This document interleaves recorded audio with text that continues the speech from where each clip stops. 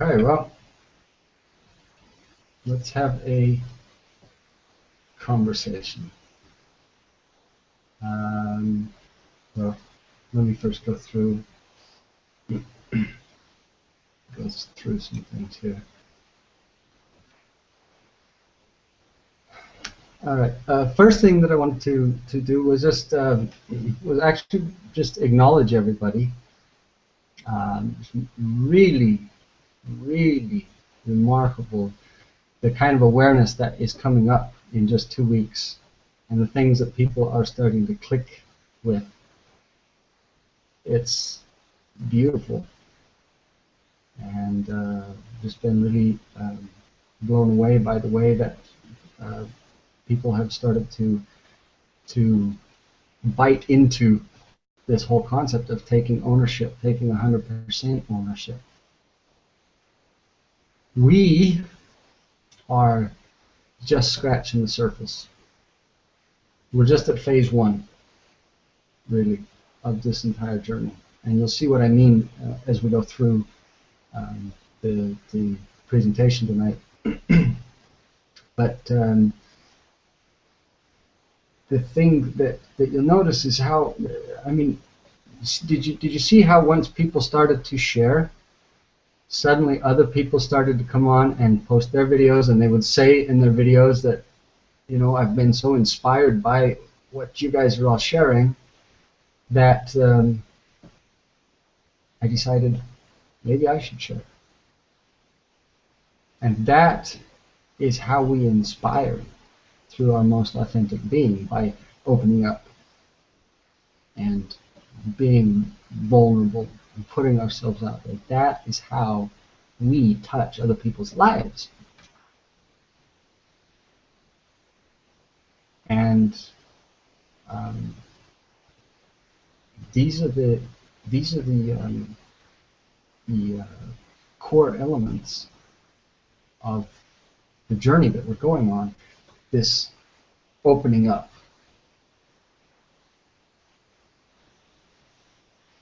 So remember that. Remember that this isn't about I'm going to wake everybody else up to love, right?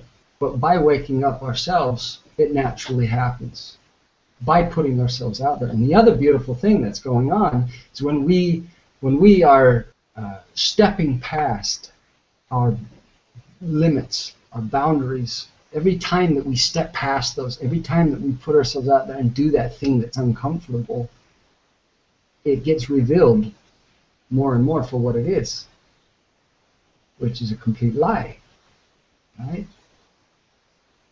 It's like there is no box. The box doesn't exist. It's not about thinking outside the box. It's about understanding that it doesn't exist. But we can only do that by experiencing it as no longer having power over us. And so that's the power of getting out there and putting yourself out there and being uncomfortable. And that's the absolute beginning, is taking 100% ownership and identifying these elements. I shared a little bit about my story in the last webinar, so I'm not going to go into a lot of detail about all of it, but because we're talking about intimate relationships, there are a couple things that I'm going to share with you about my intimate relationship. There's a lot of stuff that gets carried into our relationships in regards to sexuality, and even if you didn't come from this prudish background, sexuality still has a lot of heaviness in it. It's been passed on through the generations, and intimacy is a reflection of what your inner landscape looks like. Your way of connecting intimately, sexually, is just as full of all of that nasty, codependent neediness as the rest of your relationship. But again, that's only because it's a reflection of the intimacy with yourself. And that's what's so beautiful about it, is the deeper you go, the deeper it gets. Really, really beautiful. There's some things in my journey. I mentioned last time the lack of acceptance by my father, and a lot of that had to do with the lack of acceptance of the feminine in me. He couldn't accept in himself, but our culture doesn't accept that, hasn't accepted that. And even in our spirituality, it's not accepted. And I'm talking about spirituality universally. You know, our European Western spirituality has really demonized the female. We've all heard that story. But even Eastern philosophy, the whole idea that this is an illusion, that this, you know, this non-duality, and that this is all just Maya, this is all just an illusion, that's actually a rejection of the feminine principle. This is not an illusion. It's a dream, but it's not an illusion. Shakti is just as real as Shiva is. It's just that, you know, today, in today's day and age, when we start to wake up to life, and we start to wake up to who we are, it used to be that to do that, you would go off on a mountain somewhere and meditate for your entire life, or go join a monastery, or sit in a cave, or whatever. And that's not what's necessary anymore. In fact, that's not the point. The relationship is the modern day ashram. And so those are just some elements of reflection on the feminine. In my relationship, there was really, really deep foundation of love. When I met Sandra, I was head over heels for her. There was a really beautiful connection from the beginning, and there's a lot of things that we that have brought us together. I mean, she's the best friend I've ever had. I had a dream about her before I ever met her. There's a lot of beautiful things about that relationship, but my whole sense of self was built on her acceptance. And our marriage, for most of our marriage, we had serious intimacy problems. Sex was often almost non-existent, or maybe just, you know, once or twice a month. You know, we did marriage counseling. I mentioned last time that there was, I mean, for the first 6 years of my marriage, I was unfaithful. And then there's other things, like when my son was born, I remember when she was having him sleep in the bed with her, and I would get upset. I was like, you know, what is this dude doing in my bed? You know, he's your son. Well, I don't care. I don't want another man in my bed. You know, I felt edged out, and there was a lot of frustration because I wanted more sex, but I felt I still had all that guilt and that shame over being a sexual being. And so you want it, but you feel ashamed of yourself for wanting it, and it's just really ugly, the kind of things that we do to ourselves. And going through this process of dealing with this stuff was it was unconscious for most of the relationship. You know, so what happened was last year, actually about this time, it was this time in September last year that I was in Peru, and I was having my first ayahuasca experience. And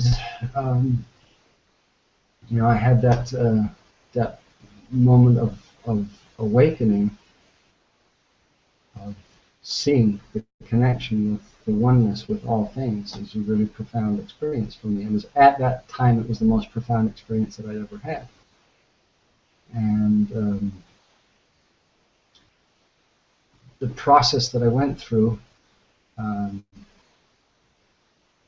basically I came home and I sat here for about a month, just in complete shock and saying, "Oh my God, everything's just been turned upside down." But here I am stuck in this same nasty, ugly situation. The relationships are still shit.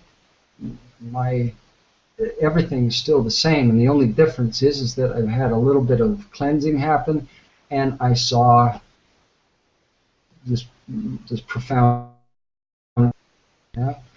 And so there's a couple of things that happened in my ayahuasca ceremony. The ayahuasca communicated a few things to me, and one of them was tell the story.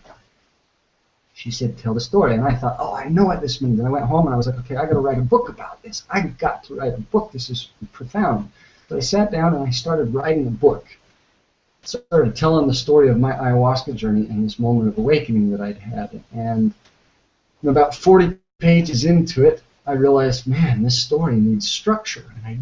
And I didn't know how to give it structure so that it wouldn't be this big, verbal vomit in a document. And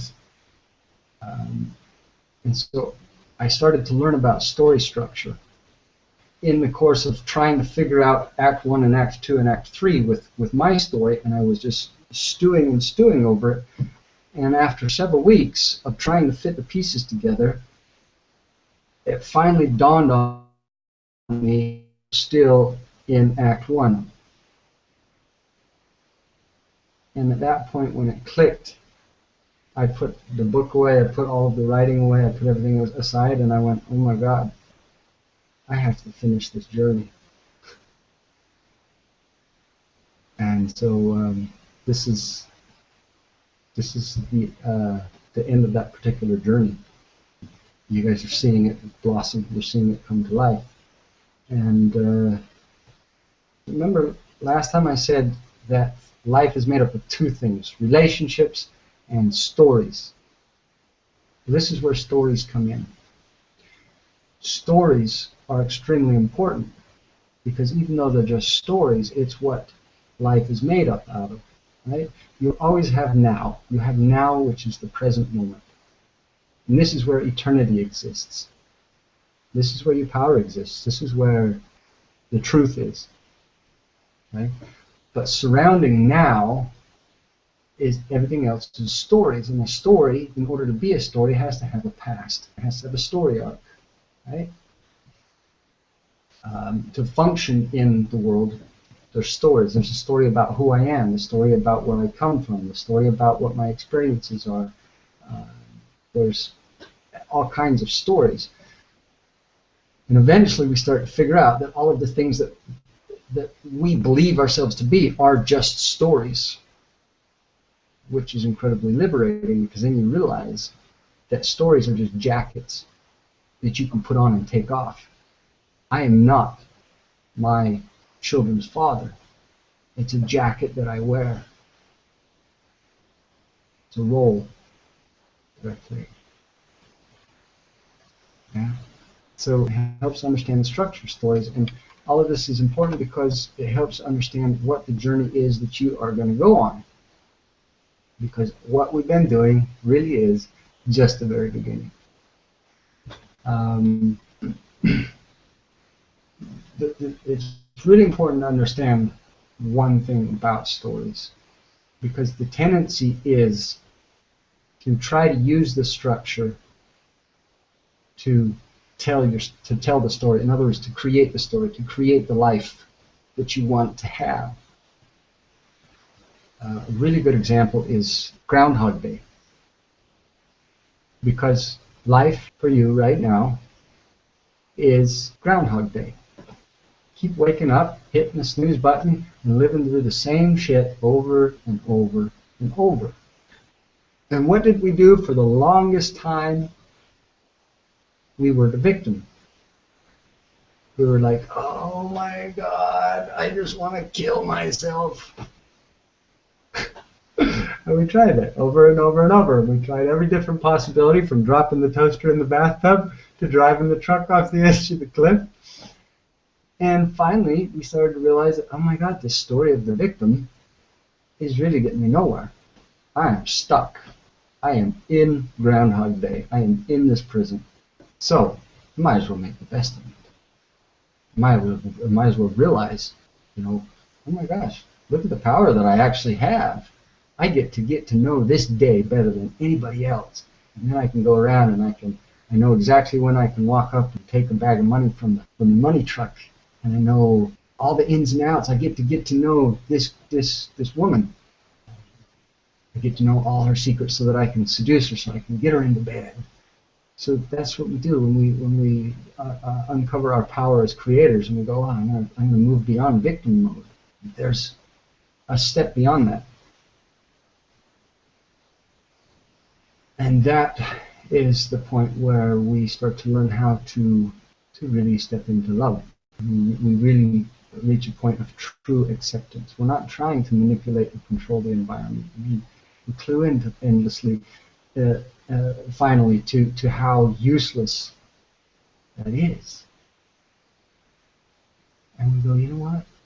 I'm in this moment. And I'm going to just learn how to love this moment, love this day that keeps repeating itself over and over and over. And I'm just going to learn how to love it exactly the way it is.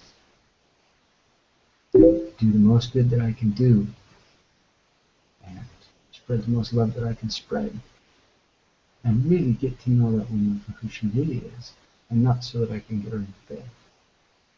We don't want to use the structure to tell the story, to create the perfect world. We're not here to learn how to be happy. We're here to learn how to experience life fully and completely. And the happiness kind of arises out of that. But there's a lot of pain in it too. A lot of pain. And pain is just beauty flipped around. Pain is the end of a beautiful moment. We want to learn how to let the story tell us. Right? We're not here to tell the story. We want to let it flow through us. That is where your freedom lies. So let the universe express itself through you. Let the journey come to life through you. Because at the very core of what we're doing, the journey is all about surrender. It's all about giving it up. So I'm just going to go ahead and open it up for you first, Ali. See if you have any questions, and then see if in the meantime, you guys in the group, you can start asking your questions on the side as well. Okay, can you hear me? I can hear you, yes. Okay, hopefully everyone else can too. So it's been really interesting just being in this group, and obviously, like you said, being inspired by everyone. There are moments in my journey in the intimate relationship that I have with my ex-husband, having 2 children with him. We've gone through a lot of stuff, a lot of really traumatic stuff, thus leading to our divorce. But I find moments where I'm really empowered and really, I guess, aware of myself and conscious of myself. And then there are other moments where I am not. And I feel just in the trenches of bullshit, just all the emotional whirlwind stuff. And I guess I'm just trying to figure out, like, how does one kind of keep your head above that emotional tidal wave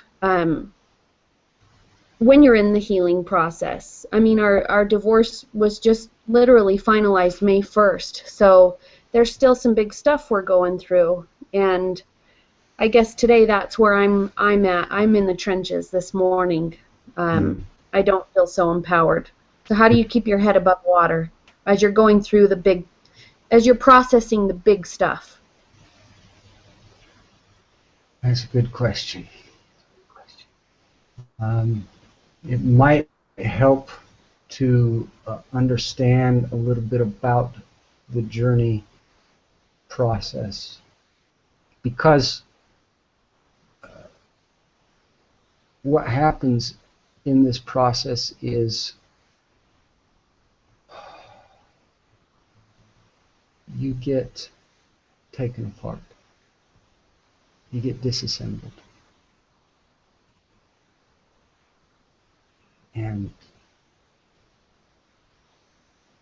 it's painful. It's painful. And pain is beautiful, because pain is it's the shell of your understanding cracking open, right? It's that seed that you are that has to be cracked in order for the plant to grow. What I've done is actually I put together a bit of just to give everybody a really comprehensive idea of what that journey looks like. This structure, that when I talk about story structure, it's important for me to emphasize that this is not some random thing that somebody made up and said, hey, this is how we should all tell stories.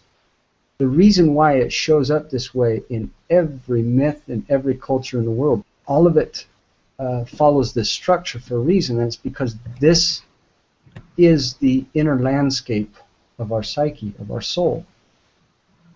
Right? So you can take this story and it will be told over and over and over in different forms, whether you're talking about Star Wars or Matrix or Lord of the Rings, or whether you're talking about the story of my marriage, or the story of becoming a mother, or the story of whatever it is.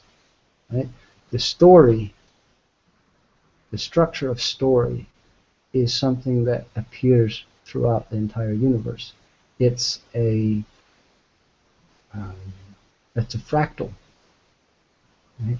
So you have little mini journeys that you're going on. Outside, you're stepping outside of your comfort zone and discovering something and bringing it back to you to bring yourself to a new sense of being. Right? This is a continual process, and that little mini journey that you go on is part of a bigger journey, which is the story of this phase of my life, and that's part of an even bigger journey, which is the story of my life, and that's part of an even bigger journey, which is the story of my soul's journey, and so on and so on and so forth. So what I can do is actually go through and kind of explain to you a little bit about the elements of the journey, and then we can identify and say, okay, where am I in this journey? Because sometimes the only thing that you can do, Ali, is just surrender. You just go, I oh resist my that a lot. And it's rough.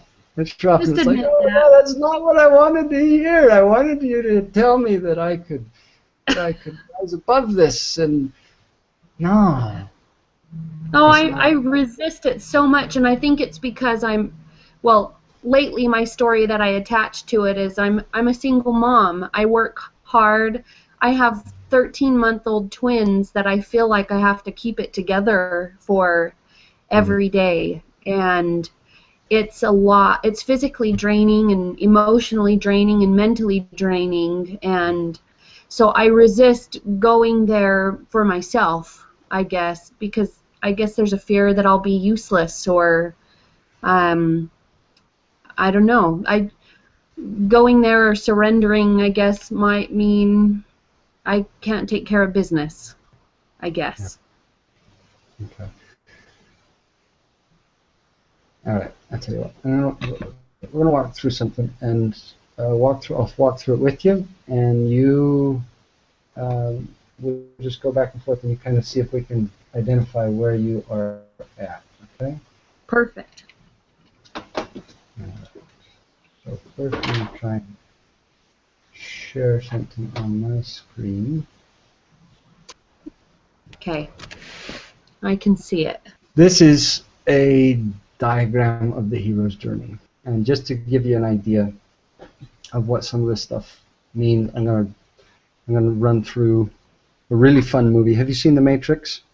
Yes. Okay, I love The Matrix, and not because it's all about the Matrix and we're all stuck in the Matrix. I think it's a great metaphor for that. But for me, The Matrix really does a great job of representing the journey that we're on, which is to realize that we are the one in our own lives. Right? So you start out in the ordinary world, and you have the call to adventure. You get something that says, "Follow the white rabbit," and he goes down and he sees Trinity. She tells him, "Hey, I know what the Matrix is." And then he gets the phone call in his office the next day, and Morpheus says, "Hey, you gotta jump out the window." And he gets on the window and he gets scared. He refuses to jump.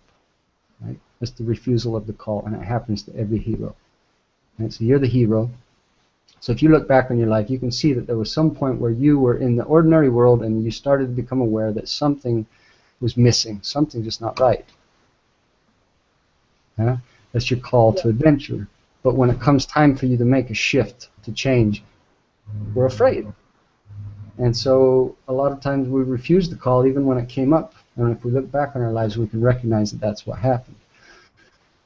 Now, somewhere you get what they call supernatural aid.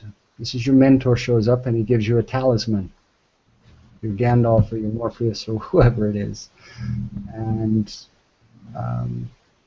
you answer the call. So you remember there's that point where after he'd been captured by the agents and they're in the car and she's like, I can take you to Morpheus or you can get out of the car right now. And he's like, I'm going to go. And as he gets out, she says, Neo, you've been down that road before. You know where it goes. Right? And then he gets back in the car and he goes to see Morpheus, because that's eventually the point that we get to. We finally go, I've done this so many times. I think I'm going to finally just step outside my comfort zone. I'm going to go take this leap. So he goes and meets Morpheus, and he crosses that first threshold. He takes the red pill. It's an obvious metaphor, right, for taking the irrevocable step, for doing this, taking the step that is going to transform your life forever. The belly of the well, this is where Jonah gets swallowed by the whale. This is where Luke Skywalker gets stuck in the trash compactor. This is where Neo falls out of the Matrix. He wakes up in this mess of tubes, and he wakes up to just exactly how unconscious he really was. And then he gets dropped down into this soup, and he's about to drown, and then they come and they pluck him out of there. My gut tells me, and you're the one that gets to identify this in the end for yourself, but my gut tells me that you're probably here in the belly of the well. Okay? That feels right. This is the interesting thing about it, is that pick any movie you want. If you can identify when they are in the belly of the well, the more dramatic that scene is, the more epic the entire movie is. And that's true of your life. The more that you are willing to be taken apart, because what you're doing in the belly of the well is you are dying to the old so that you can be reborn to the new. Your self, your sense of self has got to be taken apart. And there's no way around that. And to the degree that you're willing to allow yourself to be taken apart, that's the degree that you're going to uncover an incredible new sense of who you really are. But then from there you go on the road of trials.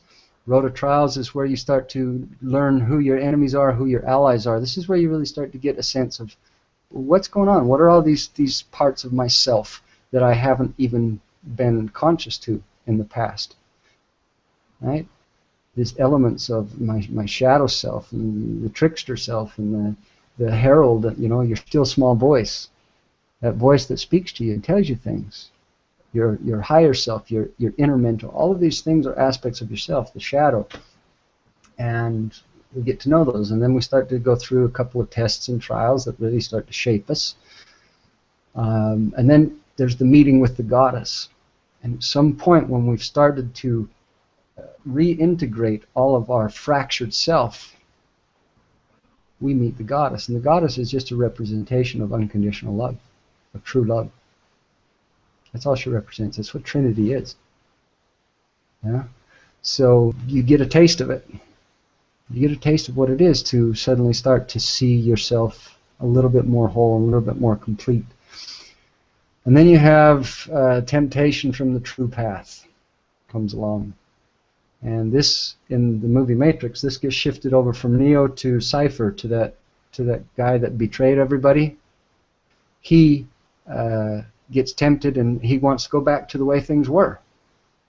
Right? That's going to happen. That's why it's so beautiful to understand that you're on this journey and to go, oh my God, this is what's going on. So, you know, once we get past woman as a temptress, then there's the atonement with the Father.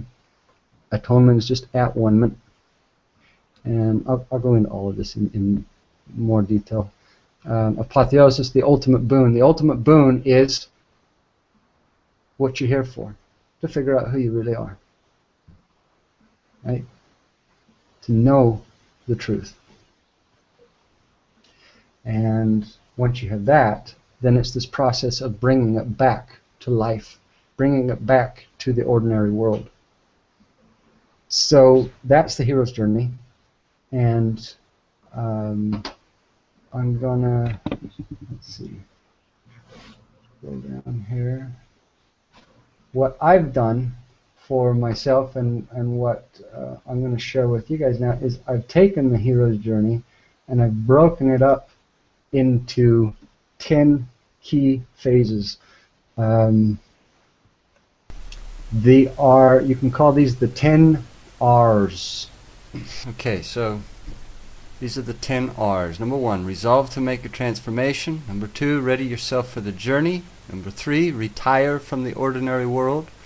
Then release the old, face the death, reintegrate the fractured self, realize what you are and what you are not, reshape the new story of self, reinforce the new sense of being, return to the ordinary world, and relate the message of love.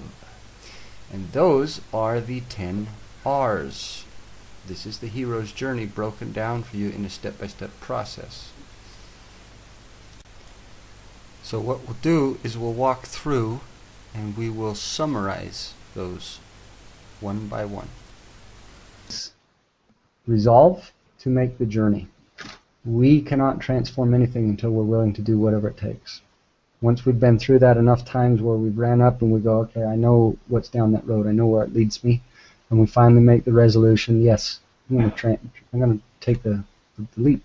So we wake up, we get conscious to how unconscious we are. We start going through this process of owning our beautiful BS, taking 100% ownership, and dusting off the mirror, identifying all of our stories, our rackets, all that stuff. And then the next step is to get ready. The problem that we have is that old habits and patterns are going to die hard. You're going to need structure, you're going to need support. And this is where it's really useful to know your why, to know why you're doing what you're doing. Why are you going on this journey? What's the real reason why? You want to get really clear on that. Because unless you're clear, when it gets hard, you're going to drop out. Right? Committing to your path. Lack of commitment keeps the doors of destiny closed. Gird your loins. That one means to really give yourself a structural system, a structure for this transformation that you are consciously choosing to go through. So you're going to choose rituals and conscious habits that you want to start implementing in your life. Right? And most importantly in all of this is to ask for help. Right? You have a mentor, and your mentor is ultimately it's your higher self. Once you've been through the journey, once or twice or whatever, you really get a sense for how to tune into that yourself. But it's still going to be absolutely essential to your journey process to be connecting with people who have been through it, or who at least are further down the road than you are. So once we've gone through and we've done that process of making the resolution, getting ready, then we retire. That means the places, the people, and the habits that we have in our life are all acting to reinforce our current way of being. So to the greatest degree possible, we actually want to drop out of our old ways of being. Sometimes you can't literally do that. You can't literally, go retreat to some new place. But as much as possible, you want to do that. The keys here: closing the chapter. Right?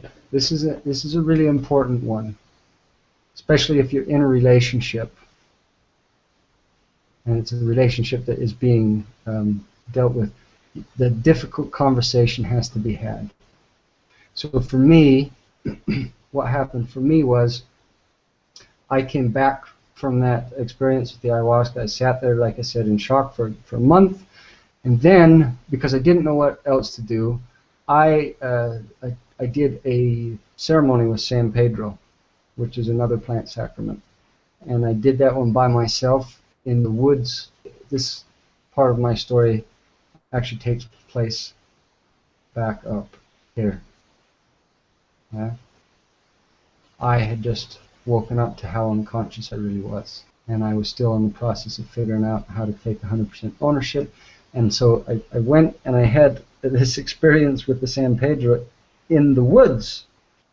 It was a grove of pine trees, and I was sitting there on a rock, and the tree right directly in front of me, like a branch broke off of it, a huge branch. It was a dead branch, and it just broke off, fell on the ground right in front of me, and at that same moment, the tree spoke to me, and it said, "You have to release that which is dead, or it will kill you." Well, the problem that I was dealing with at that point is that I was still bound and determined that I was going to be that good husband and that good father, because this is what makes me a good person.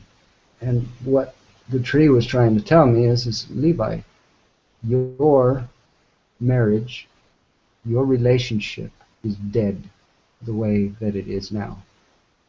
And you have to let that go.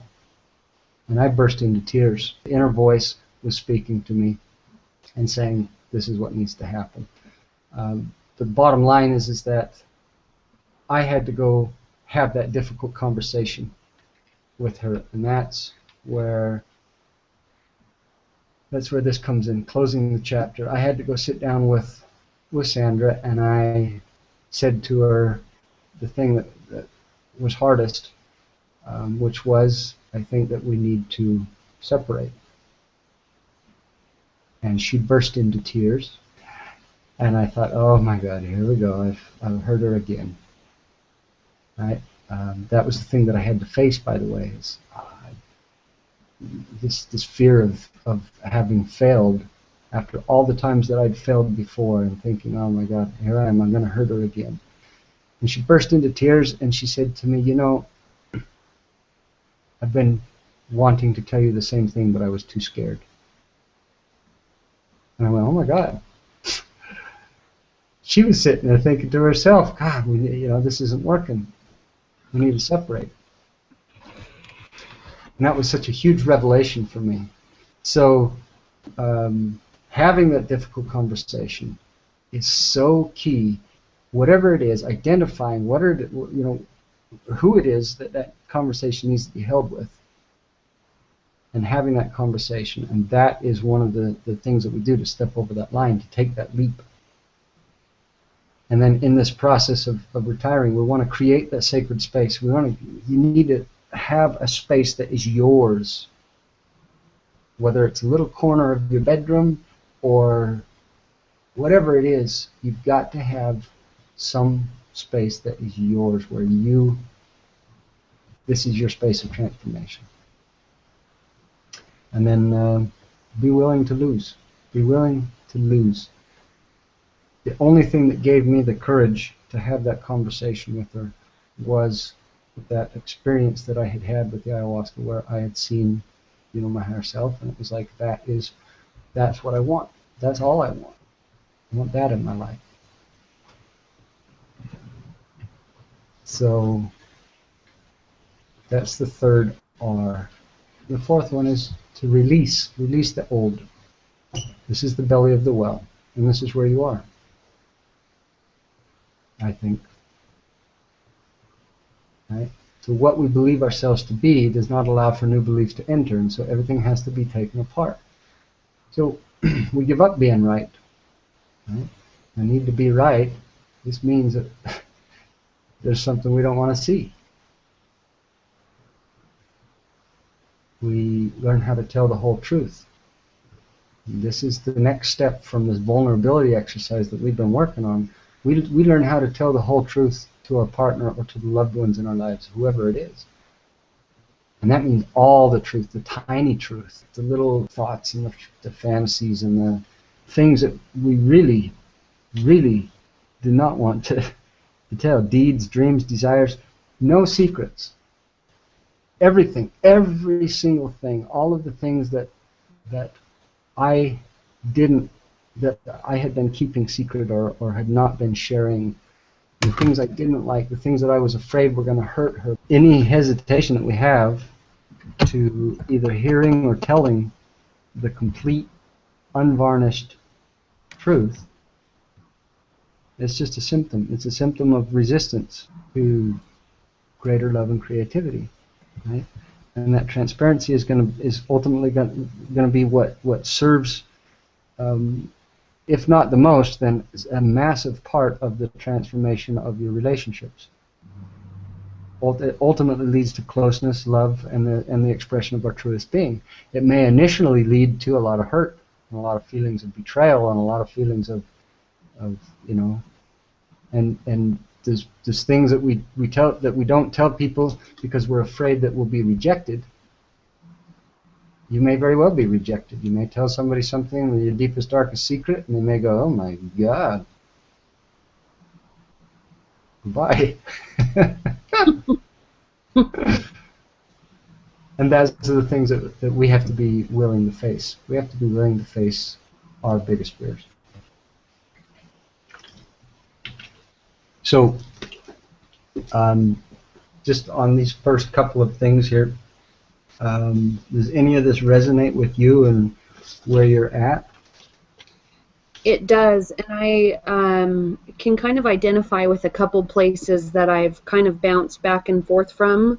Almost like I get really into kind of telling the truth and facing the death part, but almost kind of shrink back down, if that makes sense. Does that make sense? Yeah. So that, I guess, has kind of been where I've been at the last little while. Okay. So if you sit with that for a second, what is the answer to your question? For me, I am feeling that it would just be to really stay rooted and grounded. I guess kind of allowing myself to feel each little fear that comes up. Mm-hmm. And I guess facing each and one of them individually, just kind of dispelling each of them.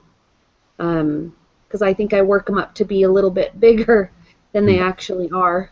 Mm-hmm. Well, what are some of the fears that come up for you, for example? Well, a big one is when it comes to intimate relationships, or, my marriage just died, or my story is I come with a lot of baggage. Mm-hmm. that I guess maybe no one will really understand. Mm-hmm. So I guess holding on to the dead feels more comfortable for me. at times. Mm. Because moving on feels scarier. So you do have baggage, but it's only because you hold on to it? Is that...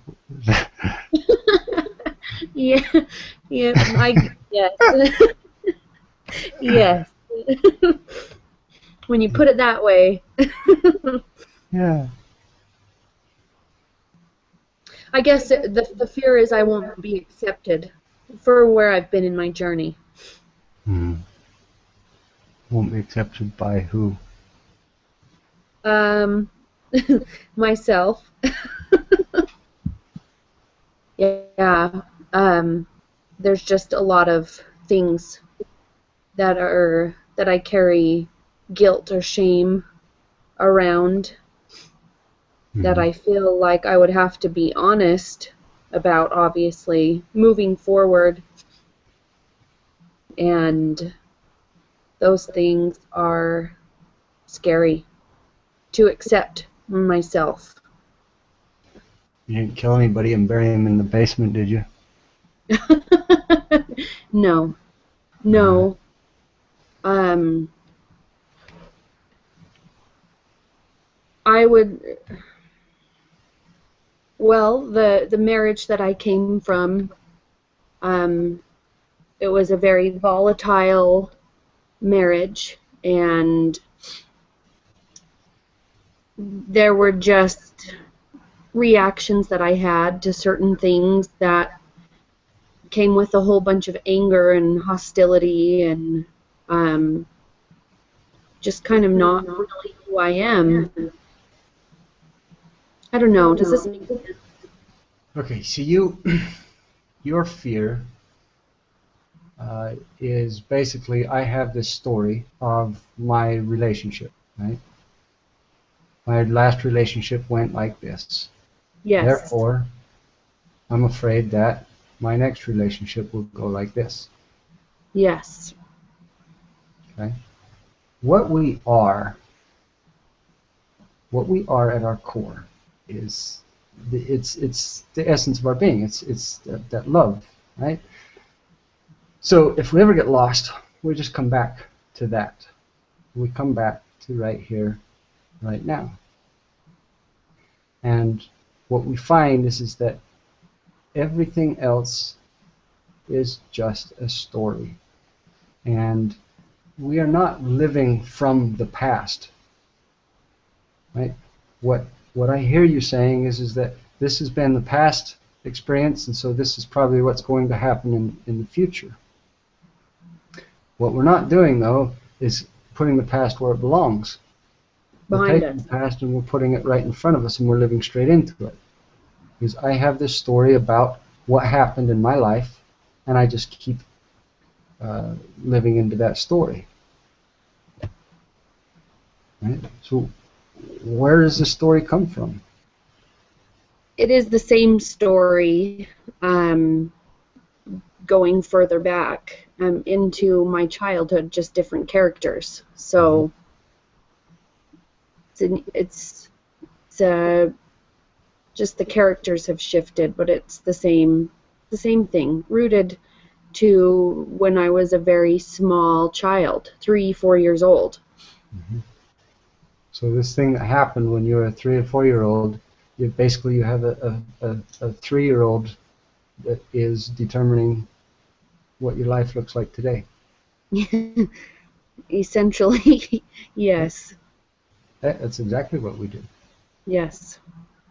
We we got to let go of the stories. All of it is a story. Every single bit of it is a story. And what you think you are is a story. This collection of experiences that you are is just a story. Your essence is what we're here to connect with. Because when we can move past all of the stories, all of the thoughts that keep us in our prison, and move past all of that and connect with the essence of who we are, and live from that, all of the rest of it doesn't even matter anymore. Because in in the essence of being, you can create a new story, right? So the fears that coming up, you're going, well, what do I do? You know, I'm going through, I just finalized my divorce, I've got all of this stuff that's coming up, I'm really not feeling very powerful right now. No, you're not very powerful right now, because your stories are running you, right? Right. Ultimately, we are here to learn how to surrender, but not to our stories. Yeah, that's where I'm having trouble kind of differentiating, I guess. It's like how much more do I need to come to terms with or be aware of? It's hard. I just don't know. I guess I get confused as to what I'm trying to hold on to and what I'm trying to let go of.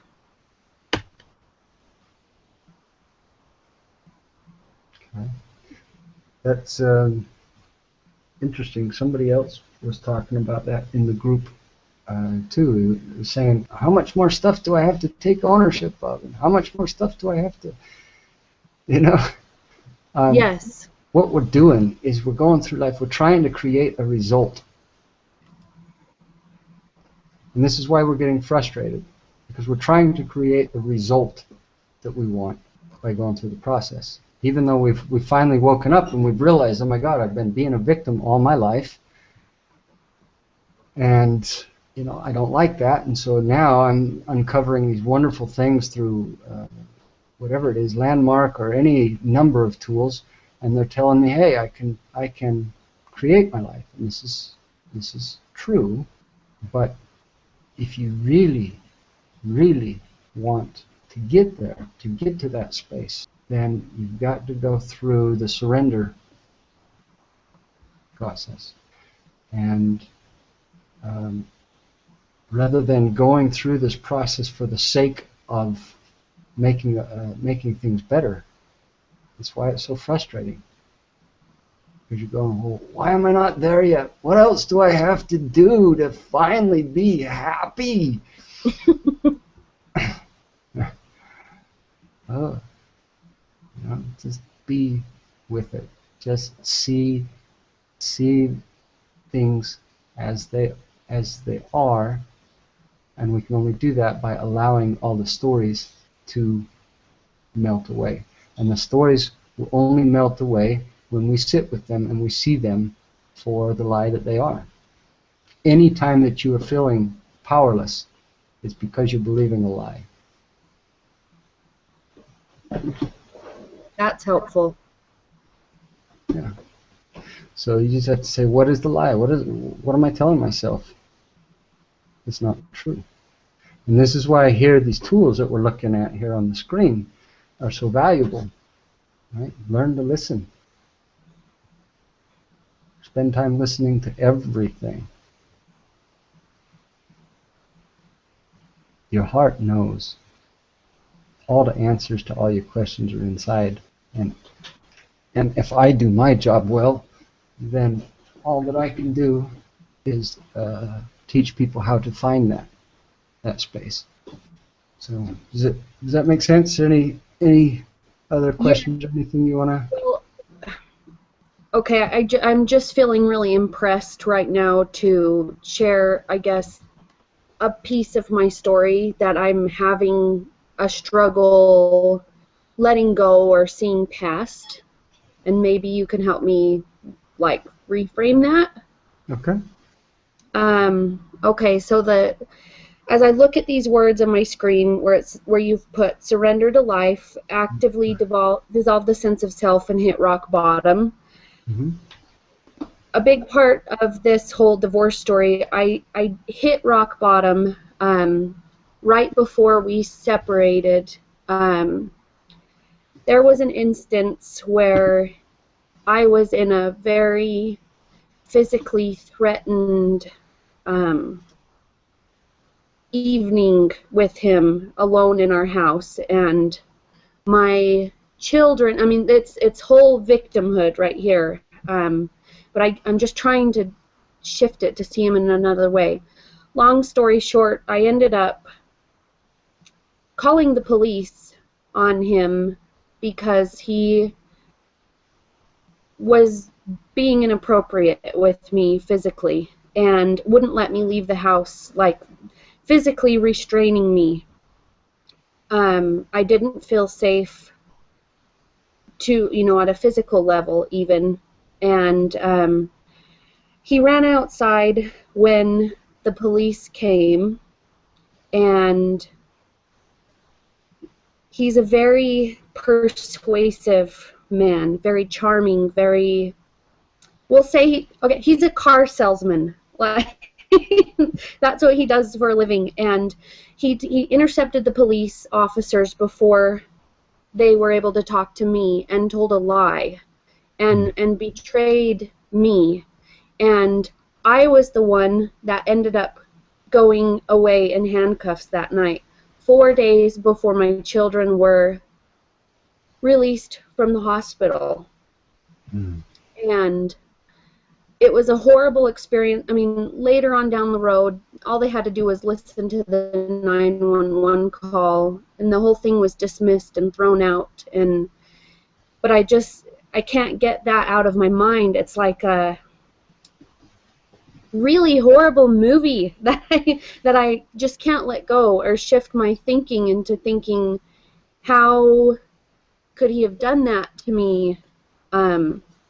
That's honestly the first time I've ever told anyone that story. So it's a big component that I can see it in a way that was literally the divine taking me out of that situation, because the next day I filed for divorce because it wasn't a good choice to bring my children home to that. But that's a big block that I have in letting go of,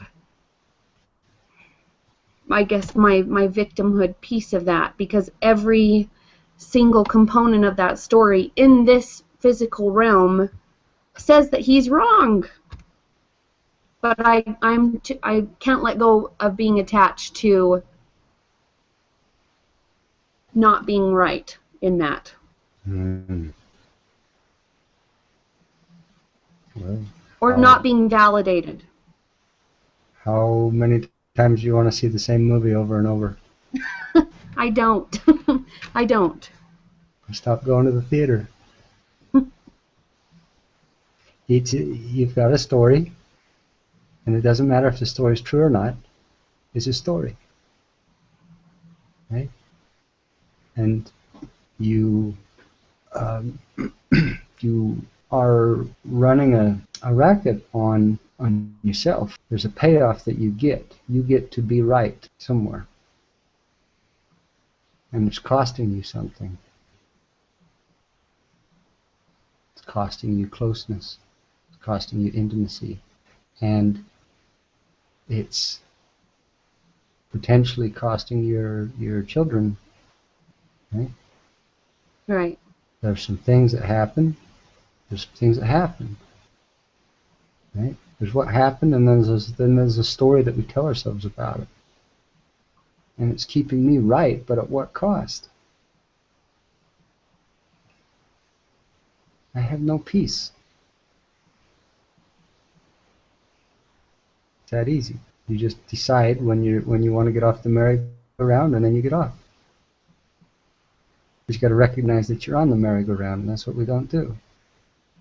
And I think just up until recently, I haven't realized that I was on it, which sounds completely silly, but yeah. It's interesting how we can get stuck and not even know it. Yeah, so what do I want? What do I want? Do I want to be right, or do I want love? What does it mean to be right anyway? Who cares? Who cares? You know? Think how many wars are fought over who's right. You know how many people die over who's right.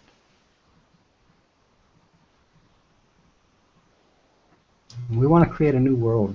We want to usher in a new world. We want this world to transform. It starts here.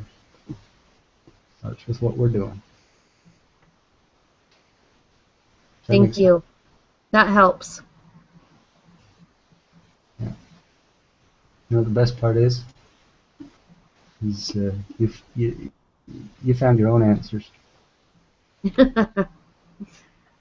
Yeah. So I'm sharing the screen again. Is that showing up there for you? Yes. Okay. All right. So here's what you get to look forward to. You get to reconcile the fragmented self, integrating the feminine and the masculine, integrating the shadow self with the higher self. These are all parts of the self that you start to get to know, and you'll notice here this thing at the bottom. There's nothing to fix, accept it as it is. This is pretty much the entire lesson, the entire time. Right? I love that. When we go through this process here, right? Getting to know the elements of the self, and then embrace the goddess. So I had, and I think I shared a little bit about this in the last webinar, so I won't go into a ton of detail, but I had a ceremony there where, you know, there was some really feminine aspects of myself that were just coming up and giving space to be. You know, my father, or the energy of my father, was there in the room with me. It really provided a unique opportunity for me to confront some things and really express some things, and some deep hurt and hatred and stuff that was in there. And it was I have to laugh about it now. I was going off in this these are the things you never accepted about me, and you know, just this really feminine stuff starts coming out, and I just really had to stop and catch my breath for about a week or two after that. And I sat there going, oh my goodness, am I gay? And I wrestled with that. It was a really interesting, really difficult, extremely difficult process for me, because as that question came up, I suddenly became conscious for the first time of just how terrified I was of the possibility that I might be. And I sat there with that, just sitting there examining that. Well, I wasn't examining it, I was resisting it, extremely strong resistance for a while. And after a while, I finally reached the point where I said, you know what? What if I am? What if I am? What does that mean? And then I had to sit there with, what does that mean?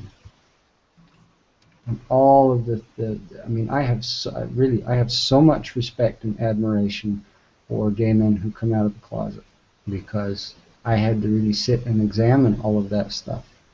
It was all presented to me in such a way that I really had to sit with it on a really deep level and put myself in that position and become aware of just how much I had rejected that aspect of my being. And it wasn't until I finally reached the point where I said, you know, if that's what it is, then that's what I accept. Putting myself in a position to where I was willing to open myself up to consider this really feminine aspect of me, and to honestly consider myself to, you know, being intimate with a man, was really difficult. I'll just put it that way. Really difficult. This was one of the deepest elements of my being that had been suppressed and rejected, and not just by my father, but by our entire culture. It's really deep. The same thing with our shadow self. You know, we have elements of ourselves that is just not considered acceptable. and we don't accept it. We have demons, and they are out of balance. That dark side is actually where our power lies. And that's why we go through life without any power, because when it's in balance, when everything's in balance, we are incredibly, incredibly beautiful beings. We are in touch with our essence. But if you deny anything, it puts all of it out of balance.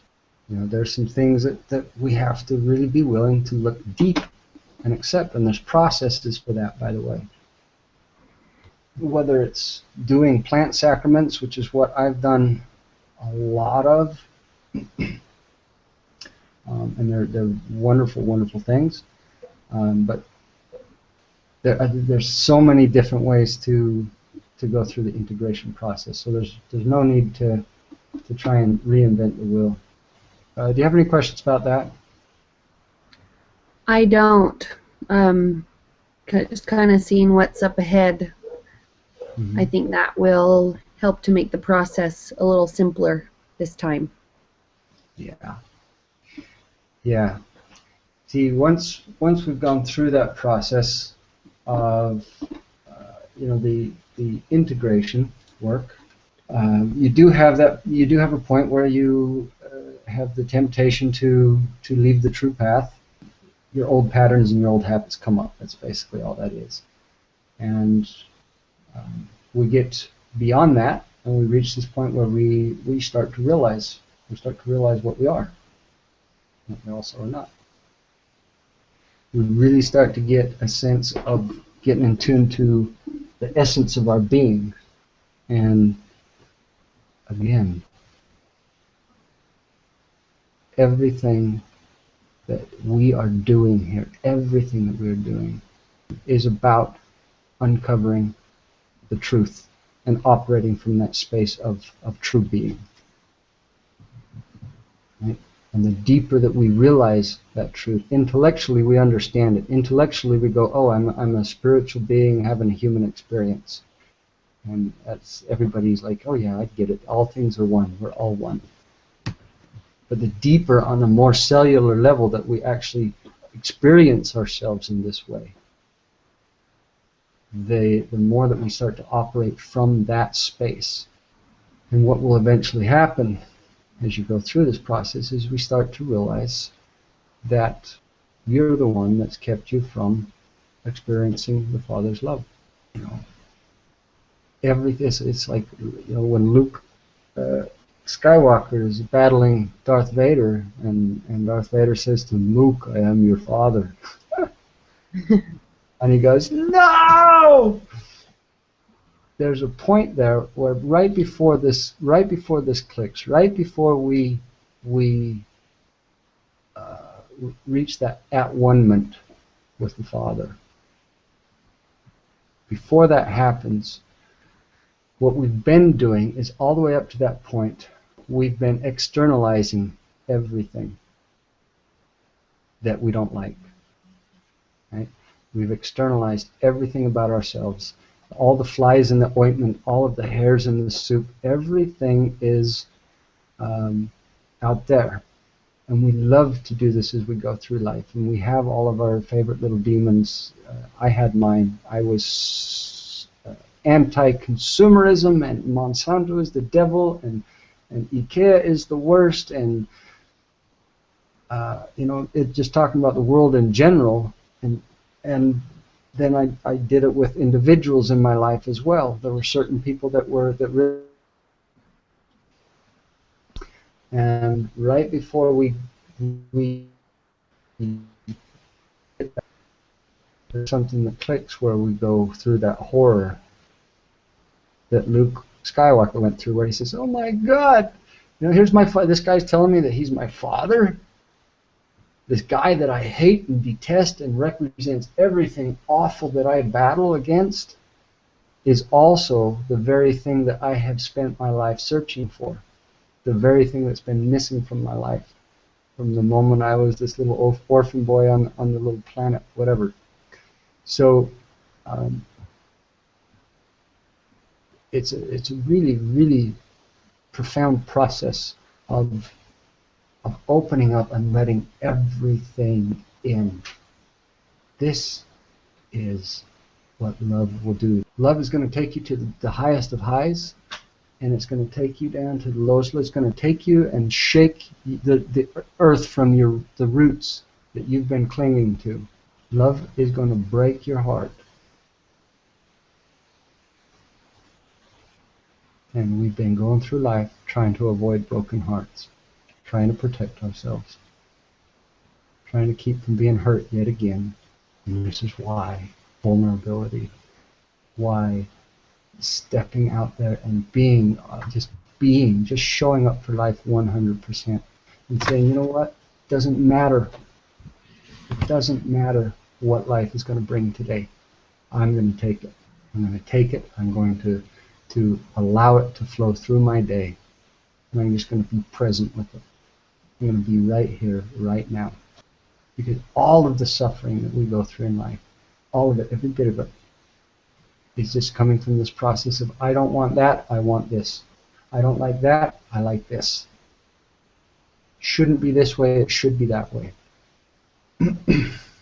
we suddenly reach a point of grace, and it will click, and it will put you in tears. That moment of grace and of understanding and realizing that there is nothing to be sorry for. Nothing to be sorry for. There are never any sins to be forgiven. But we're going through life and we're saying, I'm not good enough, I'm not good enough, I did something wrong. I did something wrong. When we really understand it, when it really clicks for us, we get to start reshaping our lives from that point. Realizing the truth about who we are. Right? Really, really waking up and finding ourselves in the heart of God is awesome. The no self is beautiful. But we do need stories to function in the world. So we learn how to tell stories consciously. We learn how to tell our story consciously. Right? So there's these keys here. Speak it into being, receiving your vision, beginner's mind, I am a vessel. This is a new way of stepping into the world, of being in the world. And it comes from that new understanding. And we need to reinforce it. We've gotten the ultimate boon. We got what we came for. Right? We've uncovered a deeper level of knowledge, of understanding of who we are. But we've got to still bring it back to ordinary living. And this is the magic flight. In some films, you're being chased by a dragon, or there's still like obstacles and things to be overcome on our way back to the ordinary world, where we're still making our way back. So there's things that we can do to really ground our being and reinforce the foundations of our new understanding. Really surround yourself with people and elements that reflect you and support you in what you've uncovered. And then there's the point of return to the ordinary world. So we've gone through this process of transformation, and we come back to the ordinary world, and as we do that, there's a couple of things to remember. Ultimately, the rescue from without. This is at the very end. You're Neo, and you've decided to go into the Matrix and save Morpheus, and you've gone through and you've achieved incredible things. You've faced death. You finally got up the courage to face down Agent Smith, and there you are, beating the hell out of him, and then suddenly you go to walk through the door and he shoots you point blank, and there's Neo, full of bullets, and he's dead. And we all know he's dead because we've seen all through the movie Matrix, we've seen that everybody who gets shot by the Agent Smith is dead. But why are they dead? Because they believe it. Because they are still so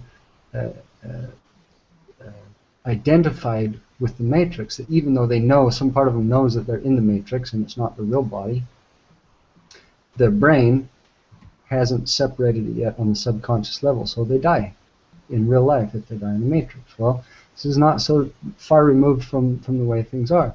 What happens with Neo is as when it comes time for him to to make the final, to really defeat Agent Smith, and he gets shot and he dies, it is the kiss that he gets from Trinity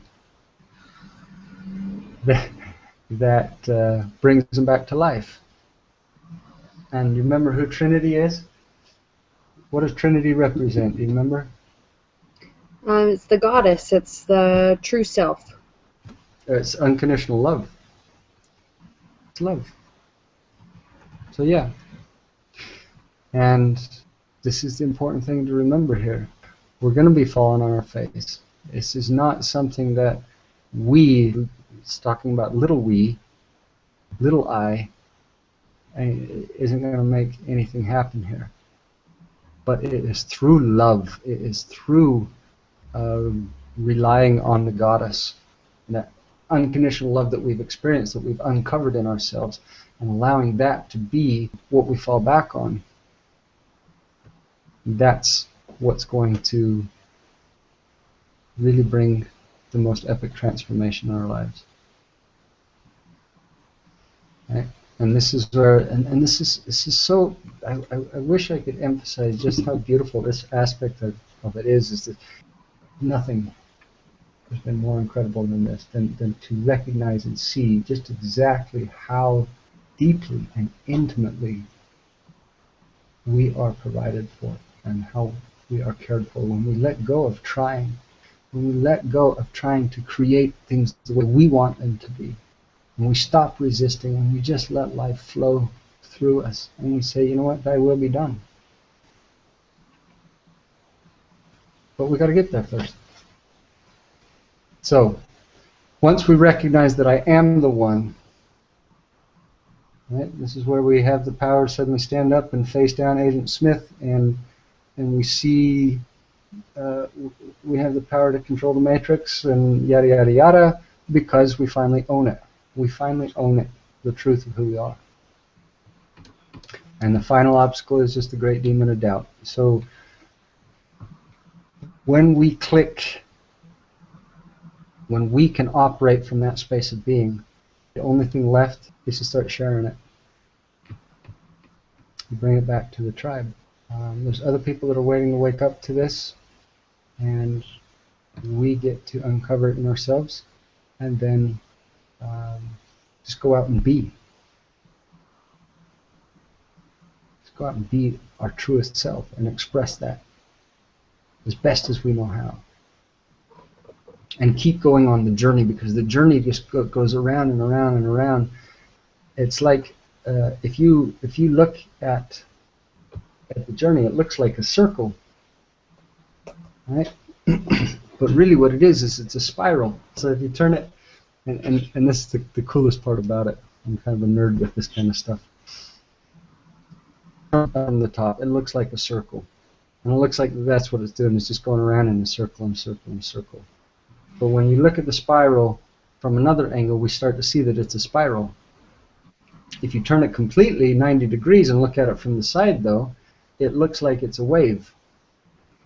It looks like it's this thing going up and down, which is life. It's the heartbeat of life.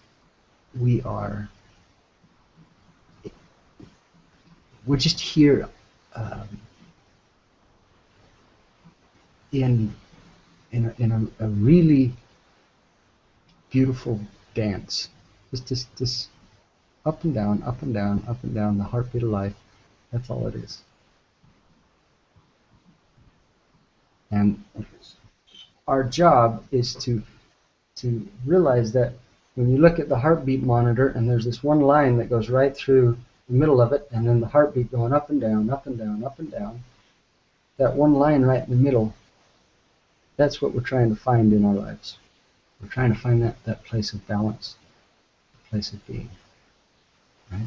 And then from that space of being centered, we can experience all the beauty and the wonder of life. And we don't have to be attached to whether it's this way or whether it's that way. But we can be there and we can experience it.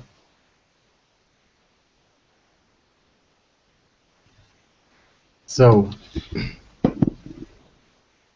these are all, this is the journey. This is the the practical application, if you really want to uncover this stuff in your life.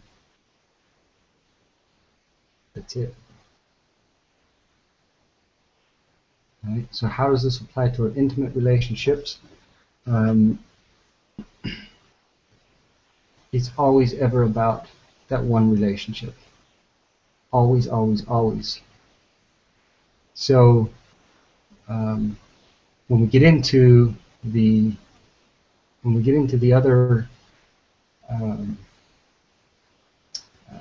aspects of jealousy and codependency versus interdependency and all of that kind of stuff, those are all fun elements to explore, but really don't ever forget that the core principle of a conscious relationship is just taking complete 100% ownership of everything and realizing that this is all about your relationship with yourself and understanding the truth about who you are and then operating from that space of being. So if anybody has any questions, it looks like Ali, I lost you. I'm not sure where you went, but if anybody has any questions, go ahead and pop them up in the question box.